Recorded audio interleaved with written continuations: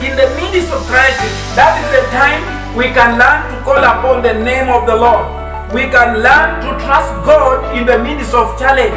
We can learn to be closer to God when we are going through tough times.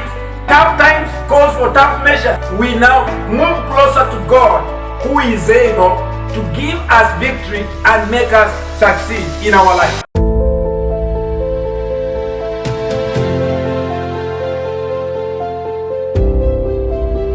Welcome to Agape Restoration Center Kawangware, the only place to be. Hello my viewers, this is another day the Lord has made. I want to welcome you wherever you are.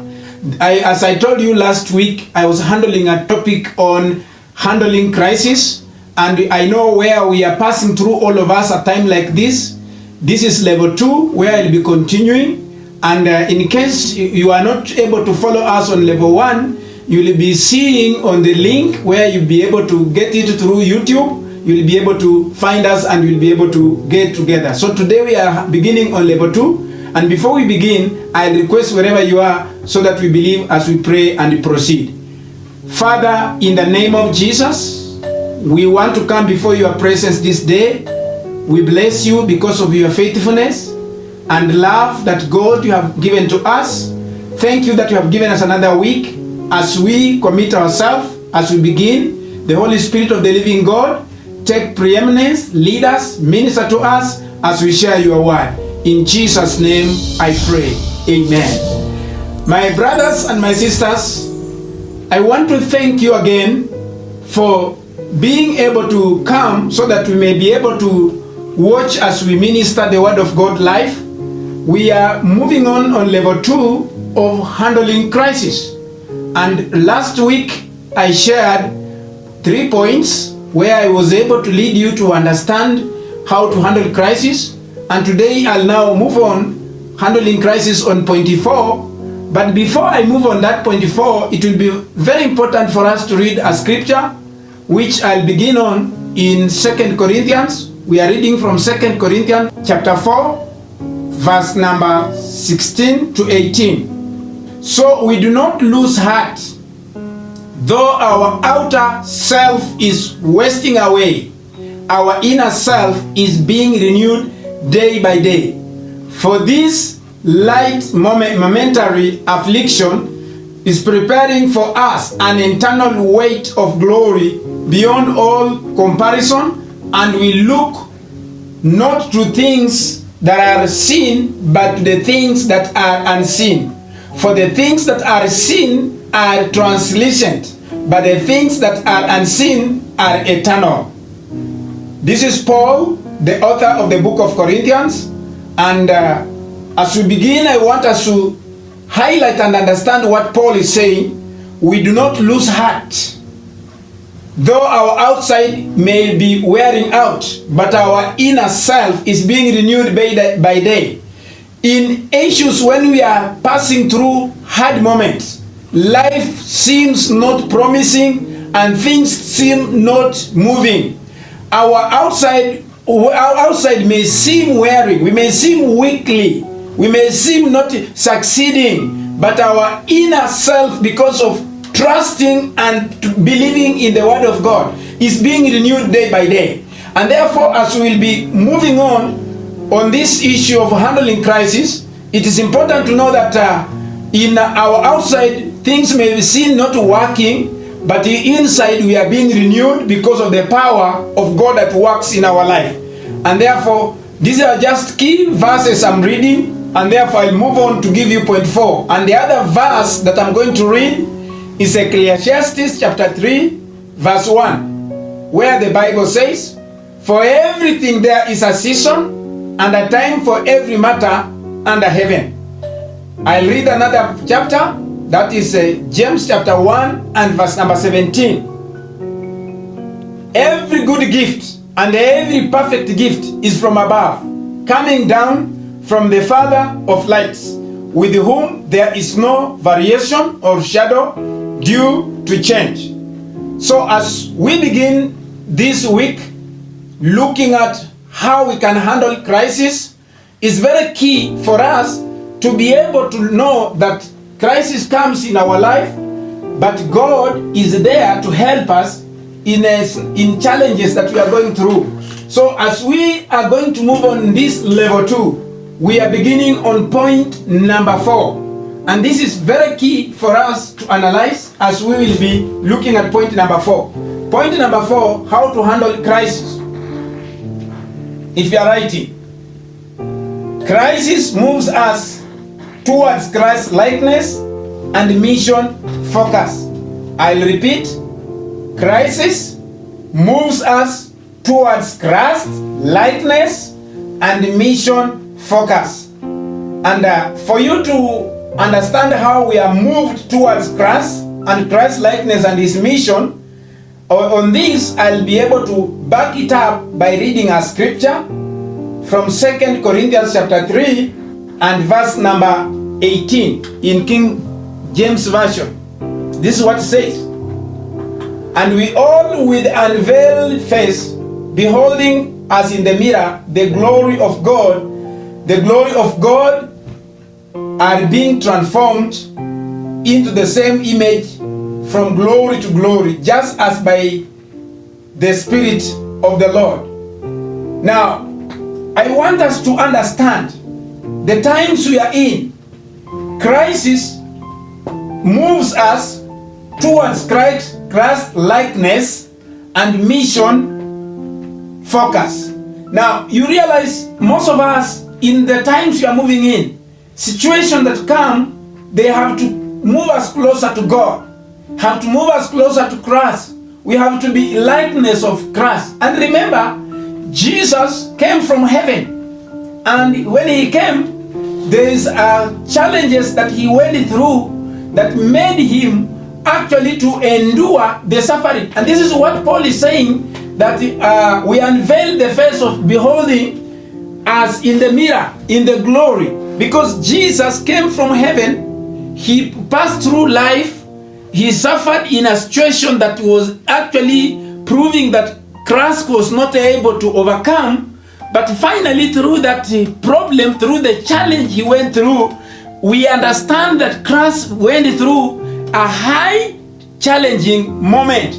But finally, the crisis was moving, crisis that we go through moves us towards Christ likeness. Yani we are formed, we are transformed through pain and suffering to be made into the image of Jesus, that we may be likened to him. Our life is transformed, is changed. So when we are going through crisis, or when we are going through a problem, when we are passing through suffering, when we are going through hard times, it transforms us.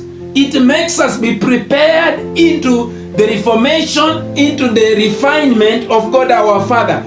God can never be glorified in our life. We can never be made into the likeness of Jesus Christ until there is a challenge that we face in life. And this is exactly what is happening. When you are going through problem or challenge or call it crisis, it is making you into the formation of Jesus, so that in the end result, your own glory, if you wanted to glorify yourself, God wants to humble you so that you may be humbled in the level of Jesus. Remember, Jesus came on earth from heaven, and then when he came on earth, he lived the same life, he passed through the same challenge, and the Bible says finally he was glorified. God was glorified through his Son, and this was true when he was facing the life that he went through. And the life Jesus went through was a life of suffering, the life of crisis. But finally, the Father was glorified through the Son. And this is what I'm emphasizing in point 4,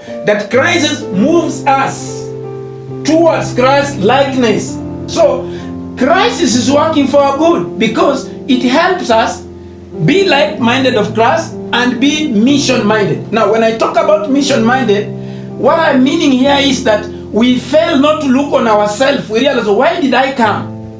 What was the main reason why I came on earth? Jesus brought me to fulfill his will. And in order for us to fulfill his will, there are challenges, there are kind of life we'll go through that will propel us to move closer to God, that will move us closer to the will of God, that will make us understand that it's not about us, it's not about our life, it is about Jesus. And when Jesus is glorified through our lives, it is not about us. We make our life be life that will bring glory to our Father. So in challenges, in crisis, we become Christ. We call it Christ likeness. We are likened to Jesus Christ. Hallelujah.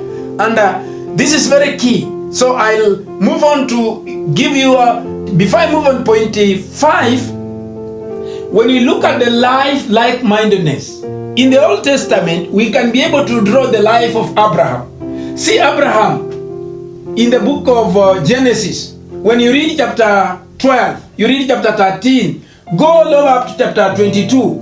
But more so chapter 13, and especially chapter 15, we realize Abraham waited God to bless him with a child.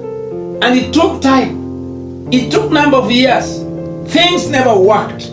But because he was a father of faith, he's our father of faith, he was able to hold on to faith. He was able to remain focused upon Jesus. And finally, God came to remember Abraham and he blessed him. And now you see, the faithfulness of God is to be likened in the mind setup of God.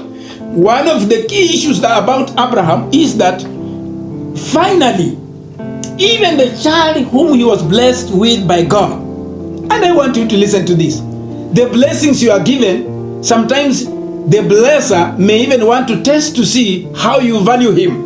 And here I want you to understand, even when Abraham was tested for the son, he never had any question. He was willing to release his son. This means Abraham was like-mindedness. He was somebody who was very much likened to Christ.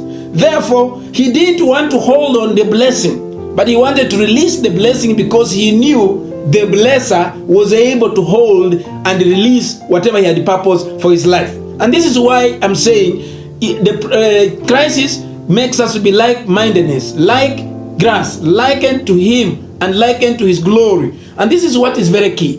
And therefore, I'll move on now to point number 5. Point number 5, when I'm talking about how to handle crisis. Point number 5, if you are writing, follow me keenly. Point number 5. Point number 5, crisis drives us closer in fellowship and worship with our God. When we are going through crisis, and mostly times when, say for example, somebody is passing through sickness and he is sick. I want to give an illustration. In 1988 and 1989, those are two critical years in my life where I fall sick, and I think in my society, in my village, in my community, many people didn't know what was happening. This particular time, I fall sick to the point where I'm told I died for some time, and this made people think that my history has been forgotten, but Jesus was able again to return my life. So in that crisis where I had gone through a problem, it brought closer many people to have fellowship with God. Many people now believed my God is able, because it was a crisis in the community where my life had come to an end because of sicknesses.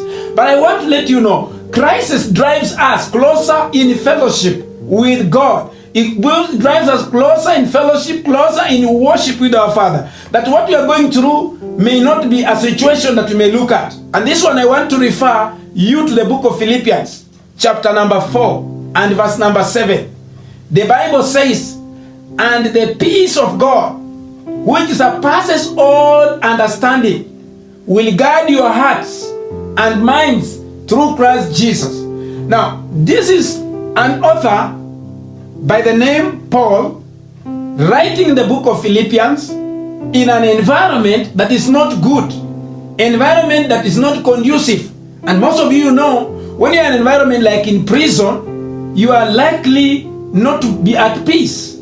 You are unsettled. And this is an environment that is like crisis in the life of Paul. But now remember, Paul, with his fellowship with God, knowing how to worship God, didn't look at crisis. He knew he was very closer to God. And this is what he's saying. And the peace of God, which surpasses all understanding, will guard your heart and your mind through Christ Jesus. So Paul in prison realized one important thing. And this is very key to us to note.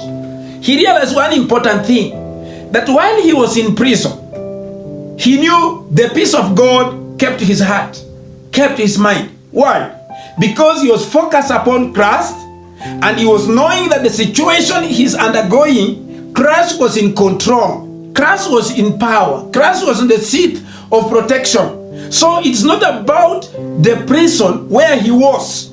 And I want you to listen to me. It's not about the situation you are in. Look at Paul, he was in prison. Somebody who is in prison expects somebody who is out to come and encourage and comfort. But he has the peace of God. He has the peace of God in his heart, in his mind. So this encourages us that when we are going through problem, when you are going through a crisis, any kind of situation you are in that does not predict or tell you that you are succeeding, I want you to listen to me. Don't look at the situation. Have the peace of God. Have the love of God guarding your spirit, guarding your mind, and guarding your soul. In everything, God is faithful. And Him who has called us is so able, brethren. When we trust upon His promises, we know He is. And the Bible says He will do it for us. The same about peace when you read the book of John, chapter number 14 and verse number 27. This one, we look at Jesus together with His disciple. And Jesus, when you go back to chapter 14 verse 1, He already prepares His disciple because He knew the hour of leaving them had come. And therefore the Father was to be glorified through the Son. And the only way for the Father to be glorified through the Son is to allow the Son to pass through an innocent death, to be crucified, a very life that He had not even seen. And this was a crisis in the life of Jesus.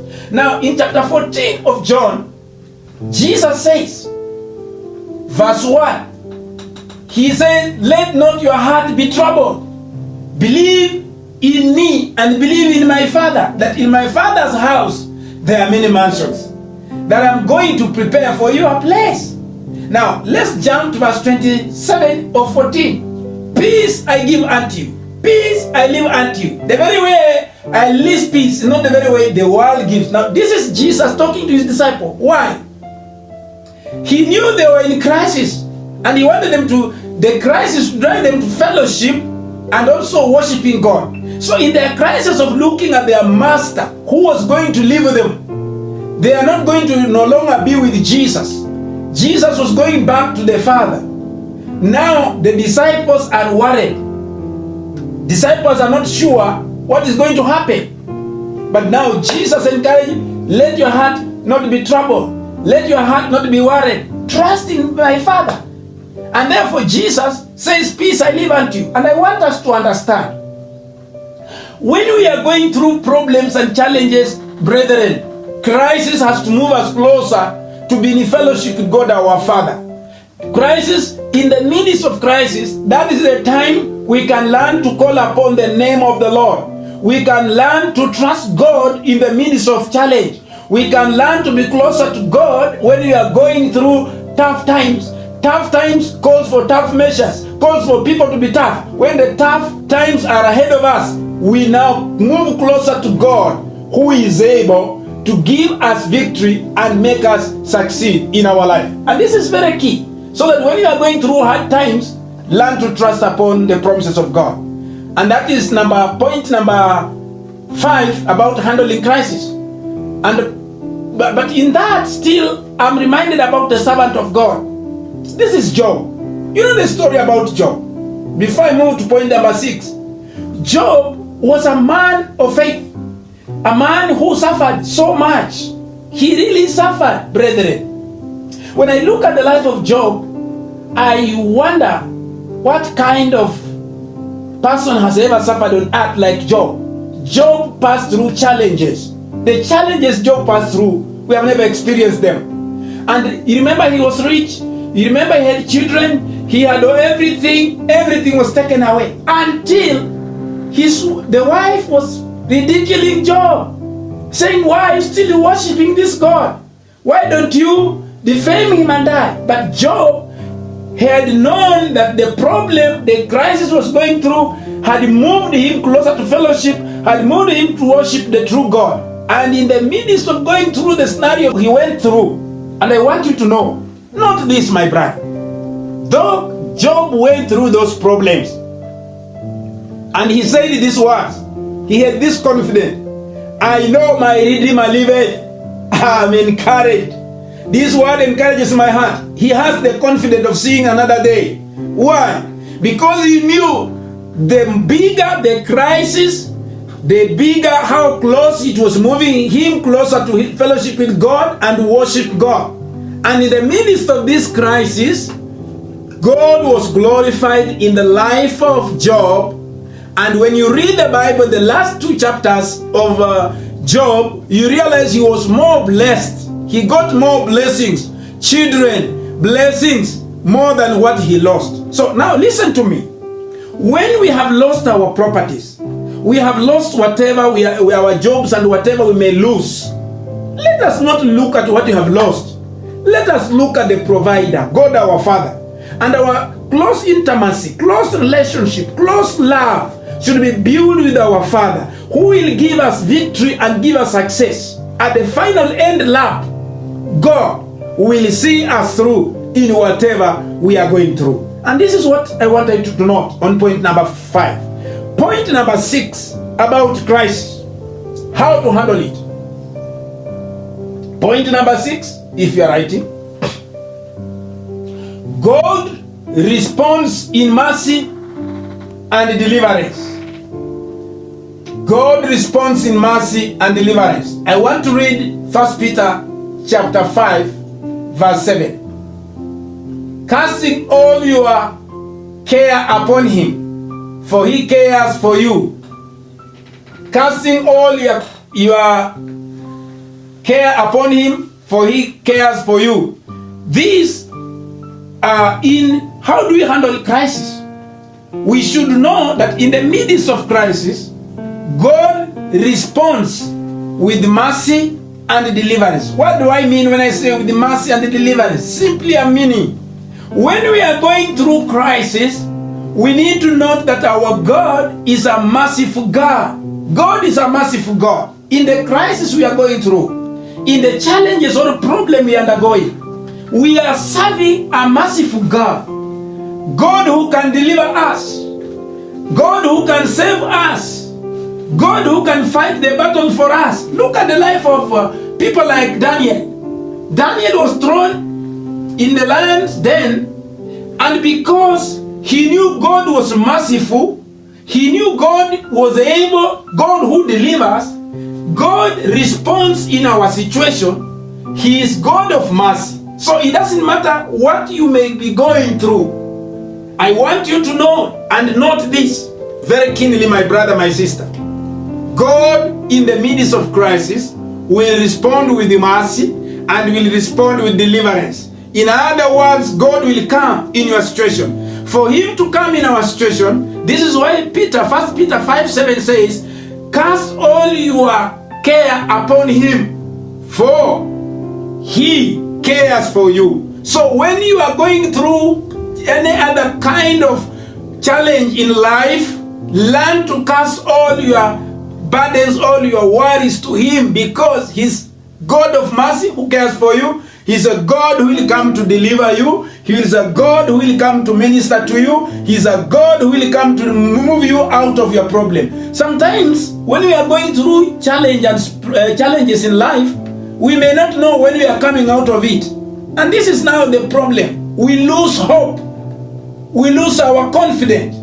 We think this problem we are going through is finishing us. And I want you to know that whatever you may be going through, know that God will respond. He's God of mercy. He sees you. He understands you. He has the answer to your problem. He has the answer to all the scenarios that you may be going through. And because He's a God of mercy and God of deliverance, He will come in your crisis, in your problem, in your challenge. No matter what you are going through, God will respond and God will come to deliver you because He's a God of deliverance. Hallelujah. This reminds me again of one man, again I love. This is Paul, because many epistles were written by Paul. And Paul talks in the book of Philippians chapter 4 and verse 6. I love this verse. It says, be anxious for nothing, but in everything by prayer and supplication, with thanksgiving, let your requests be made known to God. And when you move on, verse 7 says, and the peace of God, which surpasses all understanding, will guard your hearts and your mind through Christ Jesus Christ.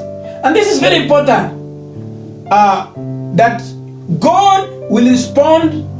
It's God who will respond in our crisis, God of mercy and God of deliverance. That whatever we are going through, brethren, and I want you to note this, you understand, very key. In the midst of crisis, how do I handle crisis? We should not be worried, be anxious for nothing. The Bible says, Paul is writing, Paul is in prison. I'm looking at people have come to visit him, to encourage him, but the one who is in prison, the one who is in jail, is reminding the brethren, be anxious for nothing, but in everything, with the prayer, supplication, together with thanksgiving, let all your requests, let all your anxiety, let all your problems, let all your burdens, let all your challenges be made known to God. And Paul, when he says be made known to God, he means it. Why? Because he himself faced a lot of persecution. He made the church pass through problem, and when he accepted Jesus, and then now he is in prison because of the gospel, he's making the church in Philip understand, let not your heart be anxious for nothing, but in everything, with the thanksgiving, with the prayer, with the supplication, let all your requests, whatever we are requesting, if we request mercy from God to save us in the crisis, we request God for deliverance, it is important to know God will respond with mercy. And He's a God of mercy. He's God of deliverance in our time of crisis, when we are in prison, when we are in a challenge, when we are going through problems in life.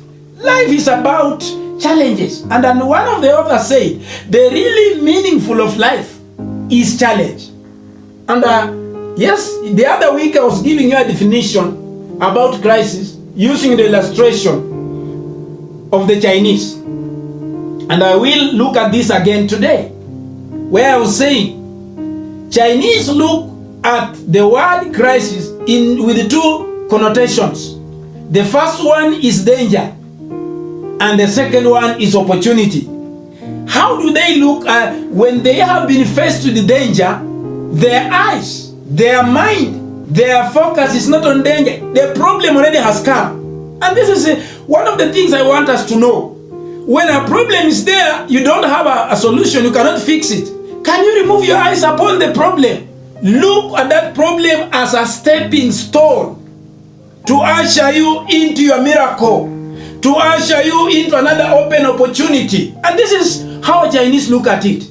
When you see a danger, you know definitely sometimes you can run away from danger. And when you run away from danger, you are likely to face an opportunity open door. So when we are worshiping God, He allows situations in our life. We know it's God who will respond with mercy. He's God who will respond with the deliverance, because in our situation, in our danger zone, it opens an avenue opportunity. In our life challenge, either you are sick, either you are lacking employment, you don't have a permanent job, your kids don't have school fees, you are struggling how to eat, you are struggling how life can move on. I am here to remind you that is a challenge you are going through. God will respond in your problem with mercy and deliverance. And this you will do when you learn what Paul writes in Philippians 4:6. Be anxious for nothing, but in everything, with prayer, supplication, thanksgiving, let all your problems, all your crises you are going through, be known with God the Father. And I want you to let you know, when you allow God in your situation, when you allow God to be the one guiding you, my brother, my sister, things work out very easily. When you allow God in your life, things just move. Because God of mercy will respond, God of deliverance will come, and you can say, like Shadrach, Meshach, and Abednego, who told Nebuchadnezzar that even if God will not save us from this furnace of fire, I love this. Brethren, even when things are not working, we cannot bend low to worship idol. We cannot be sinners because things are not working for us. We cannot change the society because things are not working in our favor. We can claim the words of Shadrach, Meshach, and Abednego in Daniel 3. They said, Nebuchadnezzar, let it be known to you. And this is where, brethren, we need to reach a level where we are going through crisis, but we have made a decision that even if God of mercy, God of deliverance is not coming in our situation, we will better die serving this God than bending low and worshiping idol. And the question is, do you believe that he who began good works in you is God who will be able to complete it?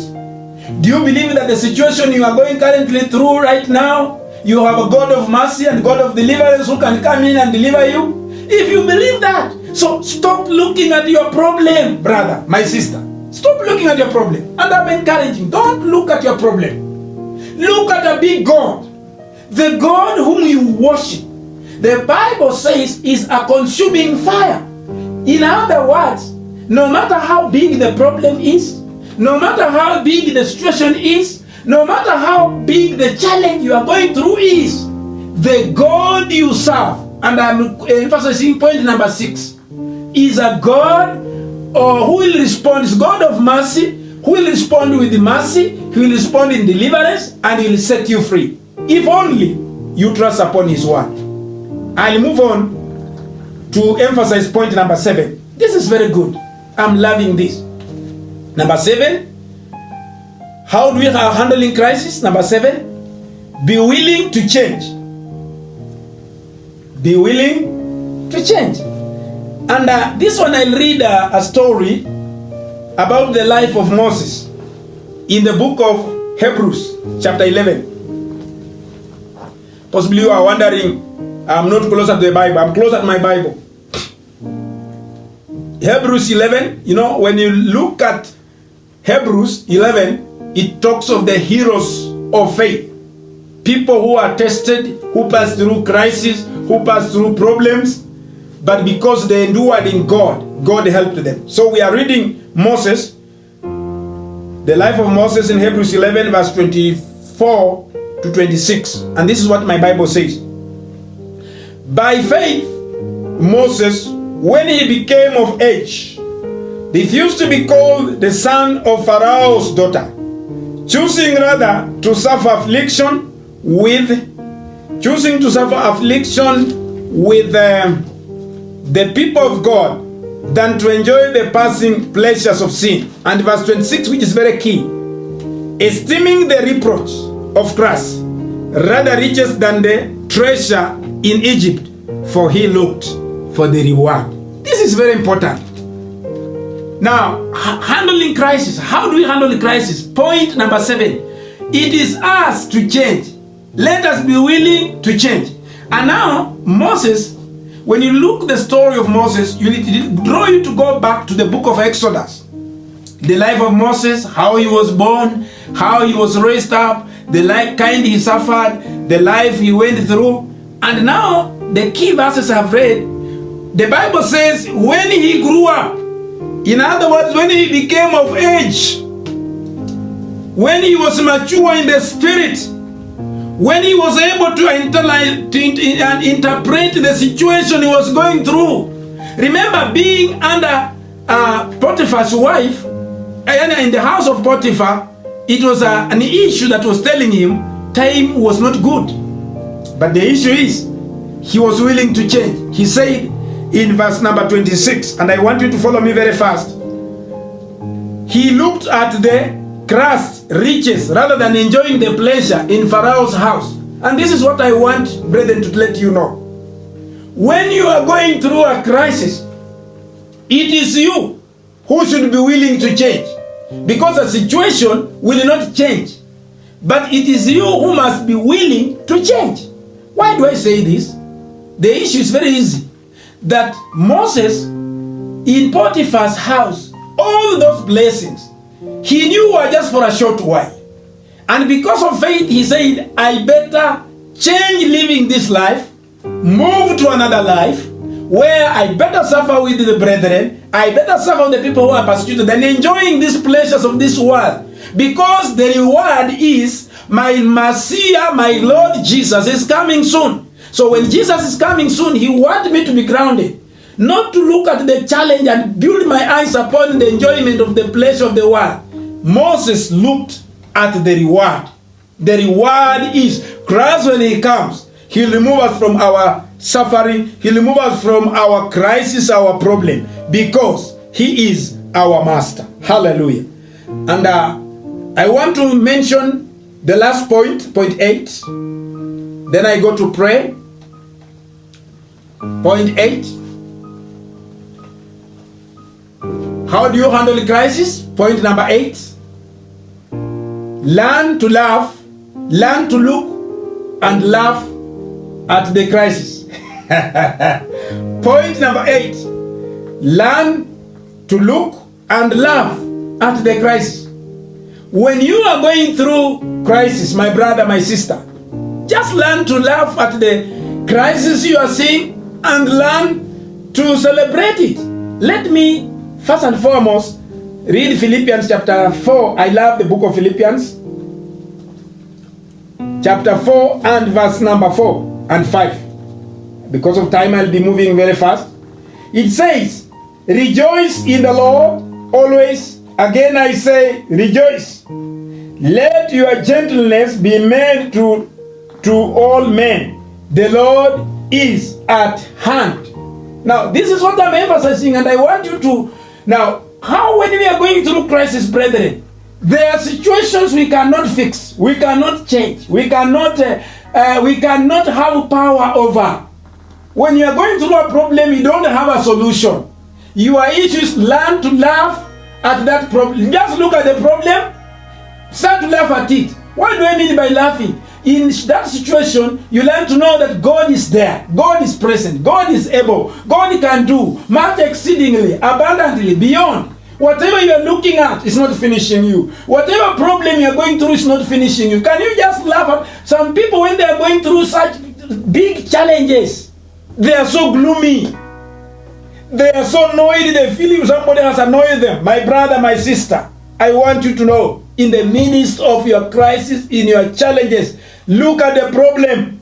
Know that you have a big God who is able to help you. And how can he help? Laugh at that problem. That's why Paul is saying, rejoice always. I say again, rejoice. So Paul learned in his problem to rejoice, to laugh, to celebrate, to rejoice in his scenario. Brethren, wherever you are, and as you listen to me, crisis is there in life.